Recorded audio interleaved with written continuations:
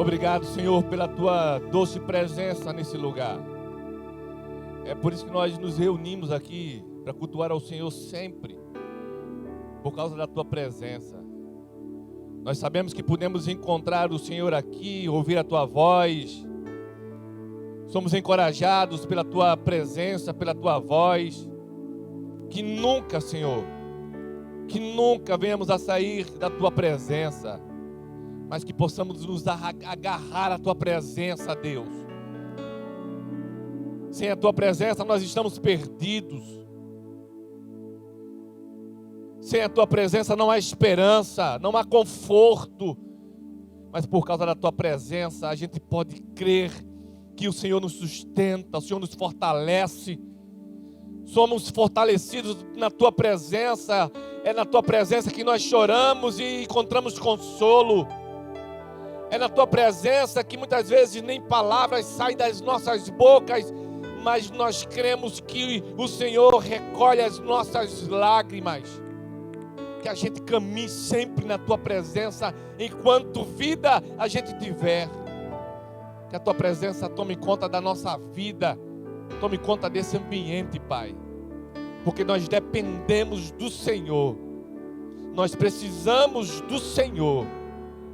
E sem o Senhor, nós não fazemos, nós não andamos, nós não realizamos absolutamente nada. Por isso declaramos a nossa dependência do Senhor. Fala conosco, aliás, continua falando conosco. Por tua graça, por tua bondade e misericórdia. Usa a minha vida para a glória do teu nome. Porque o Senhor é especialista em usar pecadores para a glória do teu santo nome. É no nome do teu Filho Jesus que nós oramos, certos de que o Senhor sempre faz infinitamente mais daquilo que nós pedimos. Em nome de Jesus, amém. A graça e a paz do Senhor Jesus para a igreja. Você pode se assentar. Charles, se puder, viu, por favor. Ultimamente a voz está... Se puder melhorar o retorno, tá bom. Mas isso que é bom sempre pode ficar melhor ainda. Irmãos, o texto que eu queria compartilhar com vocês hoje está lá no livro das Crônicas, capítulo 7, versículos 14 e 15. É um texto muito conhecido, né? Mas eu creio que Deus tem algo para falar ao meu e ao seu coração. 2 Crônicas, capítulo 7, versos 14 e 15. Deixe sua Bíblia aberta aí. Nesse livro, no segundo livro das Crônicas, nós encontramos uma extraordinária promessa de Deus para o seu povo. Quando da dedicação do templo, o Senhor então responde à oração do seu povo e o Senhor lhe faz uma promessa. E diz o texto: e se o meu povo, que se chama pelo meu nome, se humilhar e orar e buscar a minha face e se converter dos seus maus caminhos, então eu ouvirei do céu e perdoarei os seus pecados e sararei a sua terra. Agora estarão abertos os meus olhos e atentos os meus ouvidos à oração que se fizer nesse lugar. Irmãos, existem pessoas que não creem na existência de Deus. E essas pessoas vivem uma vida sem sentido. Porque a ausência de Deus compromete a razão da existência. Existem aqueles que acreditam na existência de Deus, mas vivem distante de Deus. Acreditam num Deus que não se envolva com a nossa vida e que não participe do nosso viver, um Deus que não interfere, um Deus que não intervém. Tem muita gente que acredita na existência de Deus, mas de um Deus que não se interfere, que não participa da nossa vida. E esses vivem uma vida vazia. A palavra de Deus, porém, nos propõe uma existência na qual apenas acreditamos em Deus, mas entendemos o seu amor por nós, compreendemos o seu cuidado para conosco e vemos o seu interesse em nós. E é isso que a palavra de Deus nos propõe: um Deus que se interessa, um Deus que cuida de mim e de você. Não é um Deus alheio às nossas questões do nosso viver, não. Entendemos que Deus se importa conosco, que Deus tem projetos para a nossa vida. E quando a gente vai à palavra de Deus, a gente vê através do profeta Jeremias, no capítulo 28, quando ele diz, a partir do verso 11, você conhece? E ele diz: pois eu bem sei os planos que estou projetando para vós, diz o Senhor, planos de paz e não de mal, para vos dar um futuro e uma esperança. Então me invocareis, e ireis, e orareis a mim, e eu vos ouvirei. Olha como Deus participa, como Deus se interessa. Há uma ação nossa até Deus, e há um interesse de Deus quando a gente vai até Ele, e Ele diz: buscar-me-eis, e me achareis, quando me buscardes de todo o vosso coração. A verdade é que a palavra de Deus fala de um Deus que tem projetos para a nossa vida. Você crê que Deus tem projetos para a sua vida? E eu quero compartilhar algo a respeito do modo como esses projetos de Deus se cumprem em nós, porque há projetos incondicionais, mas há projetos condicionais. E é interessante perceber que, de acordo com a palavra de Deus, nada impede a realização do projeto de Deus, a não ser a nossa liberdade. É assim, por exemplo, que Deus envia Samuel para escolher Davi como futuro rei de Israel. Não pense que o caminho seria fácil até o trono, até a coroação, até que aquele garoto Davi se tornasse rei de Israel. Viria muita coisa pela frente. O enfrentamento do gigante Golias, mas muito pior que isso, e muito difícil que isso, a perseguição sofrida pelo rei Saul. Anos de fuga, sofrimentos, tempo no deserto, quanta dor, quanta angústia, quanta dificuldade. E os salmos muitas vezes falam dessas dores sofridas até que ele se tornasse, aí sim, o rei de Israel. Por que não lembrar de José do Egito? Os sonhos dele já falavam de um momento no futuro em que ele seria engrandecido, mas e até lá? A perseguição por parte dos seus irmãos, a venda como escravo, a prisão injusta, quanto sofrimento, quanta angústia na trajetória de José, até que ele se tornasse o governador do Egito. A gente podia pensar em cada uma das narrativas bíblicas.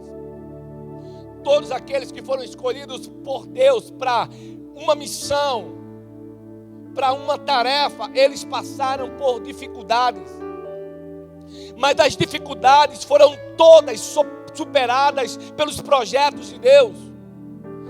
Mas as dificuldades foram todas superadas pelos planos de Deus. Fosse para trazer Neemias do palácio para reedificar os muros, fosse para levar uma órfã chamada Esté à posição de rainha, e através dela salvar o seu povo, fosse para trazer uma moabita viúva chamada Ruth, para colocá-la na ascendência do Senhor Jesus. A verdade, irmãos, é que Deus sempre realizou os seus projetos de forma extraordinária, e nada é capaz de impedir o seu projeto. dentro das dificuldades que podem ser encontradas. Daí a emblemática imagem da visão do vale de ossos secos.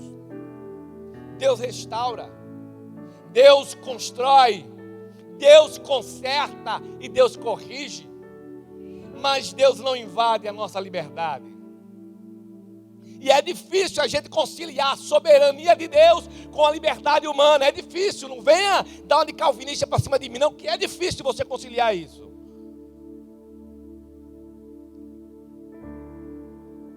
E é quando Deus chega para o seu povo para fazer promessas, mas as promessas começam de forma condicional. Se o meu povo... Eu queria dizer para você que nesse início de 2021, Deus tem projetos para a sua vida, Deus tem planos para a sua vida. Eu sempre lembro do pastor Múcio. Ele sempre dizia no aniversário: se você está vivo é porque Deus tem planos e projetos para a sua vida. Se eu e você estamos aqui ainda é porque tem planos, projetos, sonhos, promessas de Deus a se realizarem na minha vida e na sua vida. As dificuldades, as limitações, os problemas, os embaraços, os tropeços, os obstáculos, nada disso impedirá o que Deus tem projetado para mim e para você. Mas os projetos de Deus para a sua vida, para a minha vida, são condicionais. E porque os projetos de Deus para a nossa vida são condicionais, Deus espera que a nossa atitude abra espaço para que os seus projetos se realizem em nós. É assim que ele começa dizendo que a primeira condição é que se o meu povo, que se chama pelo meu nome, ele diz, se o meu povo se humilhar. Humildade. Irmãos, como precisamos ser lembrados de como precisamos de Deus. A primeira condição para que Ele realize algo em nós é o entendimento de que nós dependemos dEle. De que nós precisamos dEle, de que os nossos recursos não são suficientes. De que a nossa capacidade não é suficiente. Porque todas as vezes em que nós baseamos as nossas expectativas naquilo que nós podemos, naquilo que nós sabemos, naquilo que nós conhecemos, nós estamos condenados a fracassar. Como precisamos nos lembrar das palavras de Jesus no Evangelho de João, capítulo 15, o verso 5, ele diz: sem mim vocês não podem fazer nada. Mas a gente acha que pode, que sabe, que faz. Eu estudei, eu fiz mestrado, doutorado, sou doutor em divindade na teologia. Não é nada. Quem é tudo é Ele. E Ele está dizendo para mim, nós precisamos voltar a ter a consciência de que fomos criados para depender dEle. Precisamos dEle. E sem Ele a gente não faz, não realiza nada. Tudo que acontece na nossa vida, na nossa família, na igreja, tem um dedo do Espírito Santo agindo. Se há salvação é porque Ele salvou. Se há cura é porque Ele curou. Se há uma porta aberta é porque Ele abriu. Precisamos voltar a entender que fomos criados para depender dEle. Como precisamos nos lembrar da oração do rei Josafá. Oh, irmão, toda vez que eu já percebi, as últimas pregações que eu preguei aqui, de dezembro para cá, eu falo do Josafá. Homem consciente da sua humanidade. Ele diz: Senhor, em nós não há força. É como se você estivesse caminhando pela rua e viesse uma multidão para lhe pegar. E Josafá olha assim e diz: Senhor, em nós não há força. Não sabemos o que faremos, porém os nossos olhos estão postos em ti. Dependência. Mas quando a gente está diante de uma situação embaraçosa, complicada, a gente já começa a olhar quanto a gente tem no banco, a gente já começa a pensar nos amigos que podem resolver a nossa causa, a gente já começa em um monte de coisa humana. E por último a gente lembra-se A gente se lembra que tem um Deus que está só esperando a gente correr para os pés dele. Precisamos nos humilhar, como precisamos da experiência do salmista e da segurança relatada no Salmo 20, quando ele diz: uns confiam em carro, outros confiam em cavalos, nós, porém, faremos menção do nome do Senhor. E ele diz: uns se encurvam e caem, nós, porém, permanecemos de pé. Quem se humilha diante de Deus, quem se coloca de joelho diante de Deus, permanece de pé diante da situação. É possível permanecer de pé quando a fonte de nossa segurança é o nosso Deus, quando a base de nossa confiança é o nosso Deus, quando os recursos são buscados em Deus, quando entendemos que a nossa fragilidade precisa nos encaminhar em direção a Deus. Quando Paulo relata a sua experiência e ele menciona que talvez as coisas pelas quais ele passou, talvez até pudessem levá-lo a uma atitude de vaidade. E Paulo reconhece que o espinho na carne o impedia de se exaltar.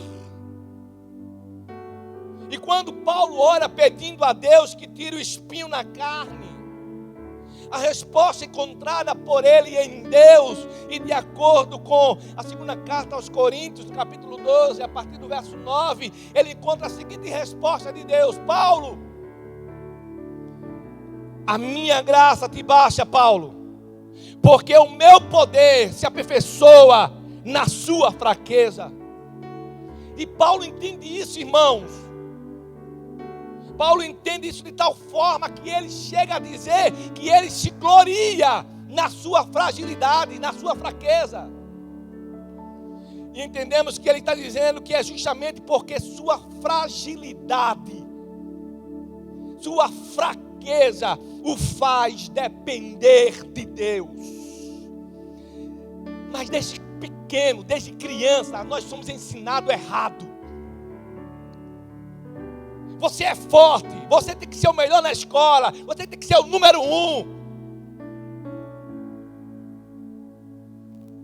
A gente quer mostrar no nosso carro, filho, nota 10.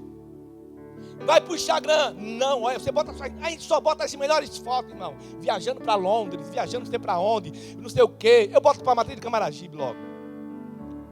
Não tem problema nenhum viajar para Londres, viu, irmão? Se quiser pagar minha passagem, em nome de Jesus, deixa até eu te usar.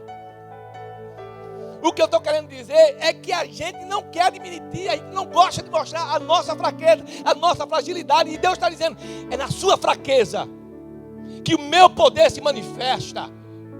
Somos fracos, irmãos, e Deus que é forte. Somos limitados, Ele é ilimitado. Nós não temos, Ele tem. A gente não faz, Ele faz, é Ele. Precisamos depender de Deus. E então Paulo diz de forma aparentemente contraditória: quando estou fraco, então sou forte. E depois ele diz: posso todas as coisas, porque é Ele que me fortalece. Irmãos, é quando entendemos a nossa fragilidade, é quando eu entendo a minha fragilidade que eu passo a depender de Deus. E ao depender de Deus que eu encontro força. Por isso Deus começa por dizer: se o meu povo, que se chama pelo meu nome, se humilhar, reconhecer a sua necessidade, reconhecer a sua fragilidade, a sua limitação, a sua dependência. Mas ele prossegue dizendo: e se meu povo orar.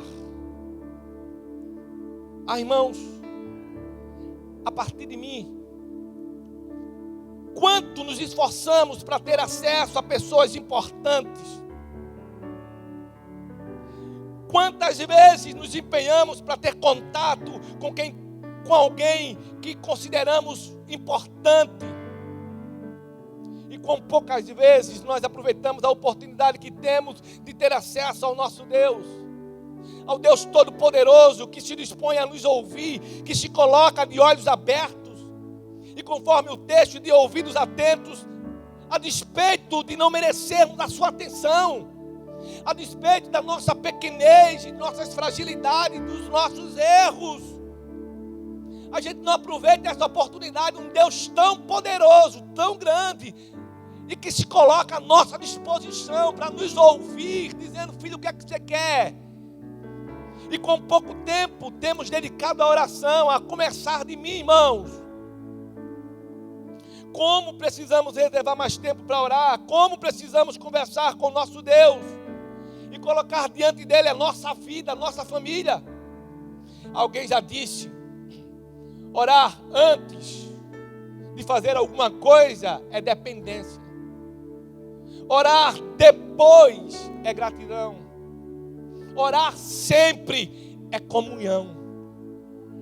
Como nós perdemos muitas vezes a oportunidade de reservar um tempo para conversar com Deus, para recorrer a Deus, para buscar o poder de Deus, para buscar a graça de Deus, para buscar a sua presença em nossa vida, para compartilhar com Ele nossa angústia, nossas preocupações, os nossos temores, para colocar diante dele os nossos projetos, os nossos sonhos e as nossas expectativas. E com pouco tempo temos reservado para estar em família e diante de Deus, ou como casais diante de Deus. Como nós temos orado pouco em família, como casal diante de Deus. Com pouco tempo temos dedicado para orar pelos nossos filhos, pelo futuro dos nossos filhos, por sua trajetória. Quão poucas vezes temos colocado diante de Deus a vida da nossa família, na área profissional, na área da formação, na área dos relacionamentos, em cada área da nossa vida, irmãos. Recorremos a tantas coisas, recorremos a tantas pessoas, mas recorremos tão pouco ao nosso Deus. O alemão Hans von Steyden, de interessante história, certa vez pronunciou a seguinte frase. Ele disse: quando agimos, colhemos os frutos do nosso trabalho.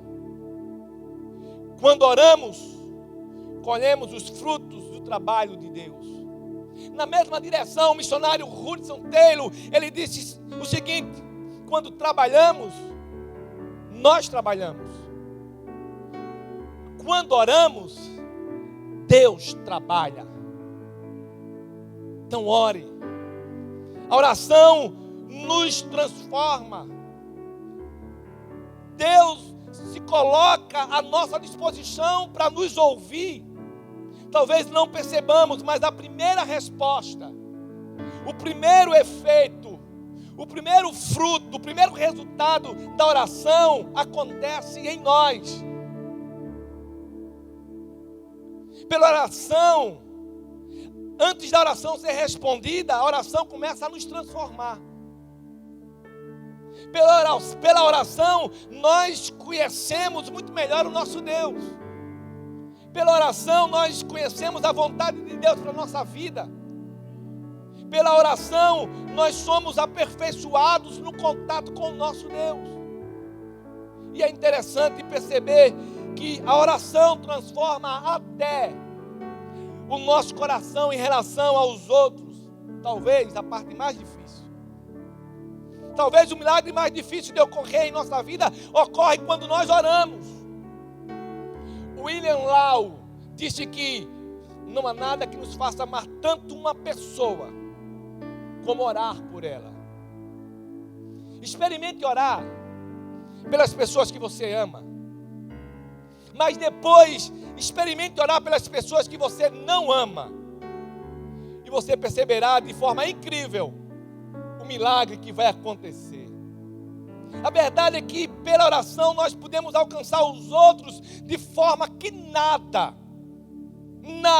mais pode alcançar.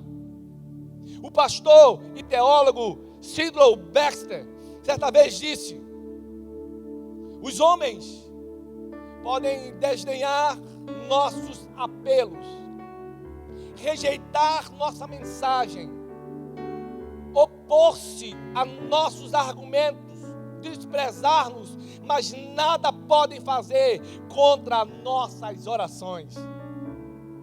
talvez a gente pudesse aplicar a mesma lógica aos nossos filhos. Talvez haja momento em que os nossos filhos não se dispõem a nos ouvir. Talvez não gostem do que falamos. Talvez rejeite nossos conselhos. Talvez os nossos filhos se oponham a algumas de nossas ideias, mas os nossos filhos nada poderão fazer contra as nossas orações, porque enquanto oramos, Deus trabalha. Ore pelos seus filhos, oremos pelos nossos filhos, coloquemo-nos diante do Senhor, e o Senhor prossegue sua promessa e diz: se o meu povo que se chama pelo meu nome se humilhar e orar e buscar a minha face. Buscar a Deus é aproximar-se dele. Buscar a Deus é se relacionar com ele. Buscar a Deus é procurar a vontade de Deus em nossa vida, é refletir o caráter de Deus. Buscar a Deus é caminhar com ele de tal forma que aquilo que nós encontramos nele comece a aparecer em nós. Você já percebeu que converse com um casal que está junto há 60 anos e perceba como eles se parecem? Eu tenho um amigo que a gente é amigo há quase 20 anos. Hoje estamos casados, filhos, as tarefas, mas na época de solteiro a gente andava muito, e do tempo todo. E ele tinha uma gagueira, irmãos. Eu fiquei gago por causa do miserável. A gente começa a se parecer em algumas coisas com as pessoas com quem a gente anda. O Benjamin tem 4, vezes 5, já tem um monte de coisa em mim, irmão. E um monte de coisa que não presta. Porque nós somos exemplos para os nossos filhos. Ah, você achou que eu ia dizer, o Benjamin só tem as minhas coisas boas. Eu estava mentindo, irmão. Aí tem que ser sincero. Buscar a Deus é caminhar com Ele, é andar com Ele. Aquilo que de maneira belíssima é descrito na palavra de Deus como tendo acontecido com Enoque, alguém que andou com Deus. Buscar a face de Deus ao longo de nossa vida, com tantas coisas que nos ocupam e nos preocupam, com tantas coisas que tomam o nosso tempo e tomam a nossa atenção. Buscar a face de Deus é poder reservar a nossa mente e o nosso coração para estar na presença de Deus e conversar com Ele. Abrir o nosso coração para ouvir a sua vontade. Estar verdadeiramente dispostos a abraçar o projeto que Ele tem para nós. Uma vez que a sua vontade é sempre boa, é sempre agradável e perfeita. E mesmo cientes de que os seus caminhos não são os nossos caminhos, de que os seus pensamentos não são os nossos pensamentos, lembrados de que esses são tão mais elevados do que os nossos, quanto os céus são mais altos do que a terra. Se o meu povo, que se chama pelo meu nome, se humilhar e orar e buscar a minha face e se converter dos seus maus caminhos. Irmãos, não podemos ser instrumentos nas mãos de Deus sem que estejamos dispostos a dar nessa manhã o passo do arrependimento e da transformação. Deus quer nos transformar para que eu seja um pai melhor para aquele menino, para aquela menina, para que eu seja um marido melhor para Kelly, para que eu seja um melhor filho para Dona Ivonete, para que eu seja um melhor discípulo, um melhor servo, um melhor cristão, uma melhor pessoa. Deus quer nos transformar. Sem que, não tem como a gente ser instrumento nas mãos de Deus, sem que estejamos prontos a nos colocar diante de Deus, abrindo o nosso coração e reconhecendo hoje as nossas falhas, os nossos erros. Sim, você falha, eu falho, você erra, eu erro, você peca, eu peco. Como disse um grande homem de Deus, traficante de escravo, depois se converteu, e ele fez um grande hino, um belíssimo, canta até hoje. Ele diz assim: eu sou um grande pecador, mas eu tenho um grande Salvador. Não tem como a gente ser instrumento de Deus sem que estejamos dispostos a dizer ao Senhor que estamos prontos a começar esse ano novo, deixando para trás os pecados que cometemos ao longo de 2020. Talvez alguns erros que começam a se tornar hábitos em nossa vida. Talvez alguns erros que começam a se tornar costume em nossa caminhada. Irmãos, como precisamos deixar isso para trás e colocar nossa vida diante de Deus, certos de que, de acordo com 1 João, se confessarmos os nossos pecados, Ele é fiel e justo para nos perdoar os nossos pecados e nos purificar de toda a injustiça. Ele é poderoso para nos perdoar. Sou eu e você que não perdoamos, mas Ele perdoa, Ele limpa, Ele lava, purifica, santifica. Se confessarmos os nossos pecados, Ele é fiel e justo. Mas o texto prossegue e a última parte da nossa caminhada traz a promessa de Deus. Deus diz que se o seu povo, que se chama pelo seu nome, se humilhar, dependa de Deus, confie em Deus, recorra a Deus e orar. Como a gente precisa orar, irmãos? Orar, irmãos, o tempo todo, no carro, no banheiro, lanchando, na rua, caminhando. A gente precisa orar. E de vez em quando a gente fecha a porta do nosso quarto e fala com o Eterno. De vez em quando não, viu? Sempre. E buscar a sua face, andar com Ele, e se converter nos seus maus caminhos, se arrepender. E segundo a Bíblia, é o Espírito Santo. Ele é soberano. É Ele que gera arrependimento em mim e você. Porque a gente não se arrepende por nós mesmos. Se há alguém de joelhos se arrependendo na presença dele, é porque a graça dele, a sua misericórdia nos colocou de joelho diante dele. A gente então, depois de fazer tudo isso, a gente vai encontrar dele uma resposta. E ele diz: eu ouvirei dos céus e perdoarei os seus pecados e sararei a sua terra. Que promessa gloriosa!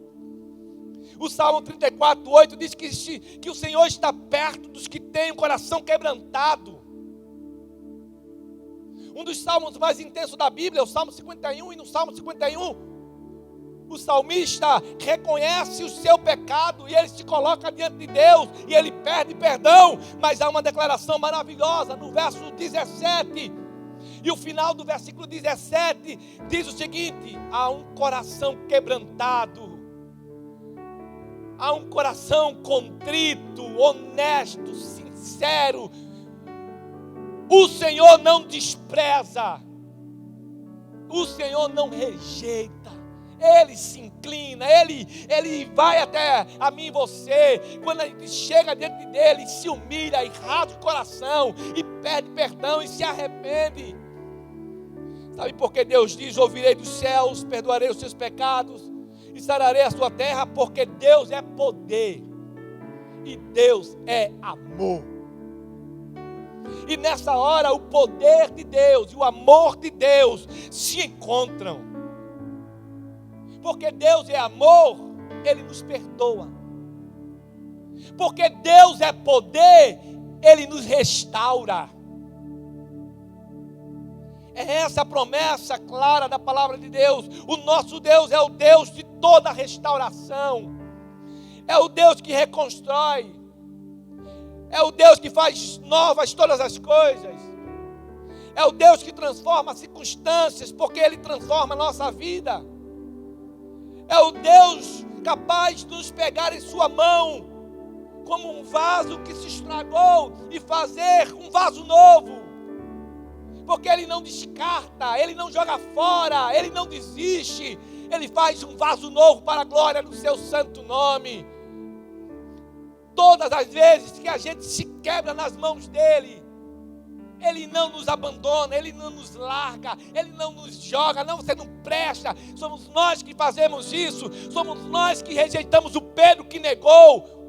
Somos nós que não queremos Davi, que adulterou, mas ele nos pega, ele nos reconstrói. Porque ele é poderoso para reconstruir e para fazer nova todas as coisas. Esse é o nosso Deus. Ele corrige aquilo que nós desarrumamos. Ele conserta aquilo em que nós falhamos. É o Deus que restaura e restaura plenamente. E quando Ele restaura, Ele faz tudo melhor, irmãos. Porque só é restauração se for igual ou se for melhor. Porque Deus não faz nada menor e nada inferior. Porque quando Deus restaura na nossa vida, ou Ele faz igual que era antes, ou Ele faz melhor. E quase sempre Ele faz melhor. Quase sempre Ele faz melhor. Olha para a Bíblia. A Ana queria um filho, Ele deu foi um monte. Joquebede queria um, ele exagerou, deu logo um monte também de filho. Porque quando Ele faz, Ele é o Deus do infinitamente mais. Somos nós que somos mesquinhos, é o Satanás que é mesquinho, mas o nosso Deus é poderoso em restaurar e fazer muito mais abundante. Quando Ele diz, sararei a sua terra, Ele está falando de cura. E como é bom saber que quando nós nos colocamos como seu povo diante dEle, Ele é capaz de nos restaurar. E Ele é capaz de nos curar nessa manhã. E é possível quando estamos quebrantados diante do Senhor. Por isso eu queria que você nessa manhã agora, eu não sei como está a sua vida. Eu não sei como está a sua vida de oração. Eu não sei como está o seu altar. Não sei como está a sua família. Eu não sei como está a sua vida de buscar a Deus. O que eu sei é que a gente precisa colocar-se diante de Deus agora em humildade, reconhecer a nossa dependência, reconhecer que a gente não ora como deveria orar, que a gente não busca a Deus como deveria buscar. E a gente se arrepender. E dizer, Deus, eu preciso da tua ação na minha vida. Me ajuda a depender menos do dinheiro. Aliás, me ajuda a nunca depender do dinheiro.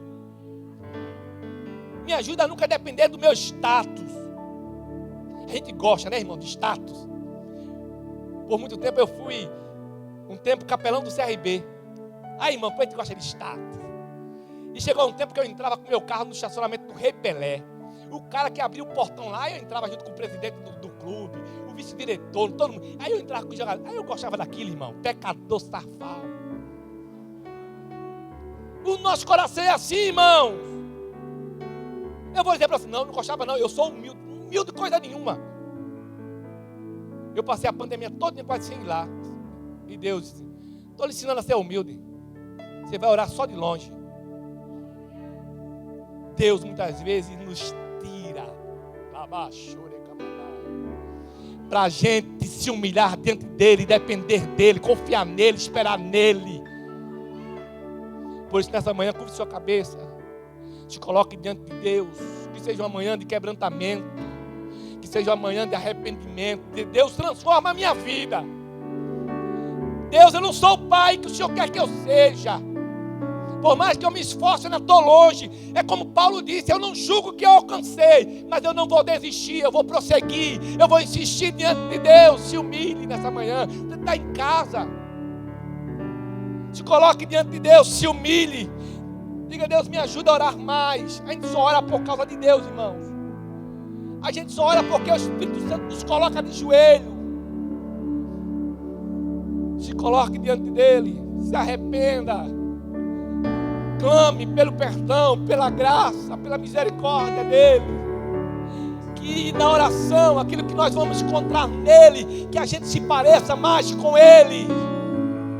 Aleluia.